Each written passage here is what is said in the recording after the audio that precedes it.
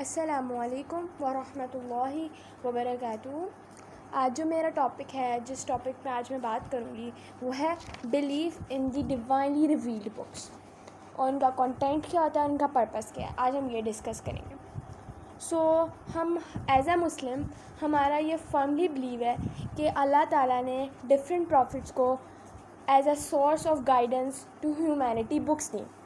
ان کو بکس دے کے بھیجا کہ وہ ہمیں گائیڈ کر سکیں، بندوں کو گائیڈ کر سکے کہ ان کا دنیا میں آنے کا پرپس اور کیا ہے، اور انہوں نے دنیا میں کیا کرنا ہے، ان کو پوری ایک گائیڈنس دے دی۔ جیسے ہم کوئی مشینری خریدتے ہیں، جیسے ہم کوئی جوسر بلینڈر اس طرح کی کوئی چیز لیتے ہیں، یا ہم آئرن ہی لیتے ہیں، تو اس میں انہوں نے بیسکلی ہمیں ایک بکلیٹ دی ہوتی ہے، اس میں کمپلیٹ ڈیٹیل ہوتی ہے کہ ہاؤ وی یوز اٹ، کہ ہم اس کو کس طرح یوز کریں گے، ہم اس کو کس طرح چارج کریں گے، اور وہ اس میں کتنی الیکٹریسٹی کنزیوم کرے گی، ساری ڈیٹیلز دی ہوتی ہیں۔ اسی طرح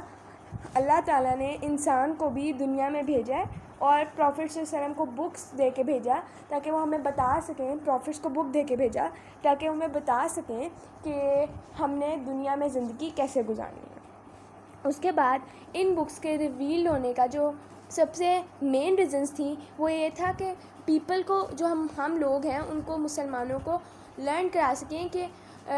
ان کے ریلیجن کے بارے میں جو ان کے پاس ہے، اور ان کی آبلیگیشنز جو اللہ تعالیٰ نے ان کو دی ہیں، نماز پڑھنا، اللہ تعالیٰ کی عبادت کرنا، یہ جو مین پرپس ہے۔ اب یہ ریویلیشنز آئیں کتنی، بکس کتنی آئیں، تو اب ہم وہ ڈسکس کر لیتے ہیں۔ سب سے پہلے کچھ اسکرپچرز آئے، جیسے شارٹ اور اسمال بکس آئی تھیں، پھر اس کے بعد صحف جو حضرت ابراہیم علیہ السلام کو دی گئی، پھر اس کے بعد تورا، جو جس کو ہم تورات کہتے ہیں، وہ حضرت موسیٰ علیہ السلام کے پاس آئی، پھر اس کے بعد زبور جو داؤد علیہ السلام کے پاس آئی، پھر گاسپل، انجیل جسے ہم کہتے ہیں، انگلش میں گاسپل کہتے ہیں، انجیل جو ریویلڈ ہوئی ٹو حضرت عیسیٰ علیہ السلام، پھر قرآن مجید جو ہم ریویلڈ ہوئی پروفٹ محمد صلی اللہ علیہ وسلم، خاتم النبیین، جو آخری ہمارے نبی تھے، یہ لاسٹ بک تھی۔ اللہ تعالیٰ نے سورہ بقرہ کی آیت نمبر 4 میں یہ ایکسپلین کیا ہے کہ ایک ٹرو بلیور وہ ہے جو بلیو کرتا ہے ریویلیشن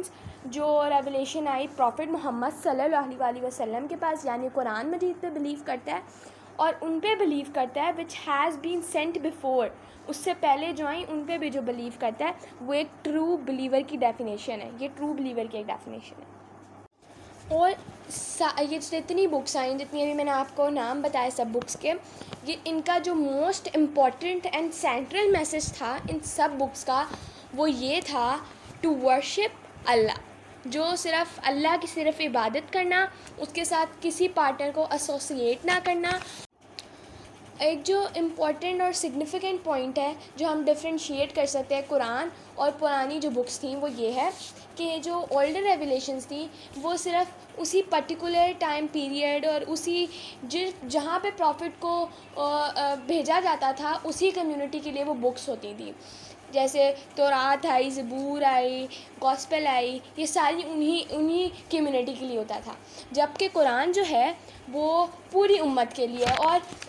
ڈے آف ججمنٹ تک صرف قرآن ہی بک ہے، اور ہر بندے کے لیے جو گائیڈنس ہے وہ صرف ہم نے قرآن سے لینی ہے۔ کیوں قرآن سے لینی ہے؟ کیونکہ اللہ تعالیٰ نے اس کی پروٹیکشن کا خود ذمہ لیا ہے، کہ اللہ تعالیٰ نے کہا اس بک کو میں پروٹیکٹ کروں گا ڈے آف ججمنٹ تک، یہ اللہ تعالیٰ کی رسپانسبلٹی ہے، اللہ تعالیٰ نے اس کی ڈیوٹی لے لی ہے۔ اور باقی اور اگر ہم کمپیئر کریں باقی بک سے، تو وہ جو بکس ہیں وہ کچھ لاسٹ ہو چکی ہیں، جیسے ابراہمک صحف ہے، اور ان کی انفارمیشن بھی چینج ہو چکی ہوئی ہے، کیونکہ جو یہ سارے یہودی وغیرہ ہیں، انہوں نے خود سے